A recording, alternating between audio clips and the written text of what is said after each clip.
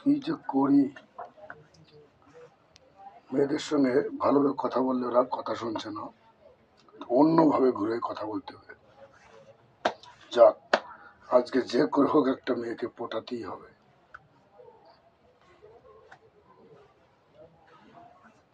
আজকে স্কুলে যাই, স্কুলে অনেক মেয়েরা আছে, বড় বড় 11-এ 12-এ পরে। ওদের সঙ্গে আজকে একটু আড্ডা মারি, দেখি পটান যায় কেনা কাউকে। শোনো দিদিমণি,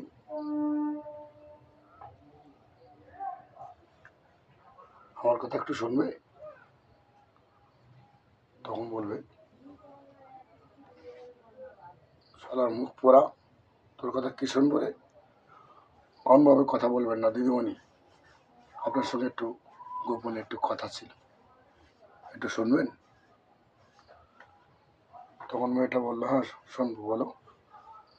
তুমি না খুব দেখতে সুন্দর, তোমাকে আমার খুব ভালো লাগে। ভালো লাগে? কেমন ভালো লাগে? খুব ভালো লাগে। তোমার গালটা খুব মিষ্টি, তোমার চোখটা খুব হরিণের মতন দেখতে, তুমি চোখটা টানা টানা তোমার, তোমাকে আমার খুব ভালো লাগছে, ভালো লাগে। চলো না একদিন আড্ডা মারতে যাই কোনো পার্কে। তোমার কখন ছুটি হবে বলো, তখন আমি আসবো।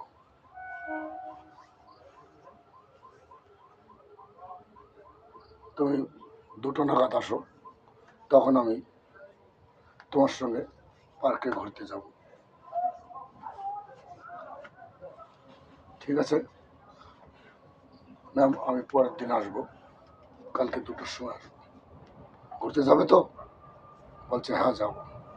ঠিক আছে। পরের দিন আমি আসলাম, ম্যাম চলো আপনার সঙ্গে আজকে ঘুরতে যাবো। তো আমার সঙ্গে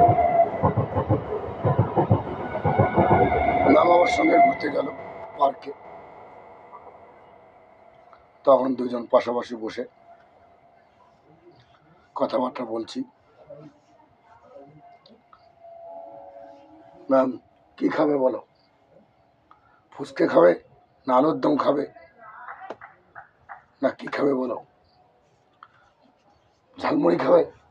বলে হ্যাঁ আমি ঝালমুড়ি খাবো। ম্যামকে আমি ঝালমুড়ি কিনে দিলাম। বাস, তারপর দিন থেকে আমার সঙ্গে ভালো কথাবার্তা বলতে শুরু করলো। আস্তে আস্তে অ্যাডজাস্ট হচ্ছে, একত্রিত হচ্ছে, মানে মিল হচ্ছে, বন্ধুত্ব হচ্ছে আস্তে আস্তে। তবে একদিন যেতে যেতে কিছুদিন আমি মেলামেশা করতে করতে ঘুরতে ঘুরতে আমার কাছে কিছু টাকা ছিল। বলে আমার 20,000 টাকা লাগবে। 20,000 টাকা? কেন, কি করবে 20,000 টাকা দিয়ে? বলে আমি একটা আইফোন কিনবো। 20,000 টাকার আইফোন? কি করবো, আমার চিন্তা হলো ফোন কিনে দিতে হবে, যে করে হোক বান্ধবীকে, ম্যামকে ফোন কিনেই দিতে হবে। চিন্তা করে আর পাচ্ছি না, হাতে টাকা পয়সা নেই। তখন কি করলাম, আমি 20,000 টাকা লাগবে।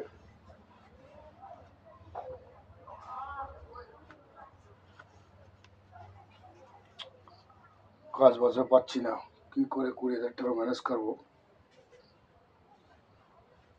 আমি চড়া সুদে, শতকরা 10 টাকা চড়া সুদে 20,000 টাকা এনে সেই বন্ধুটাকে আমি দিলাম। বজ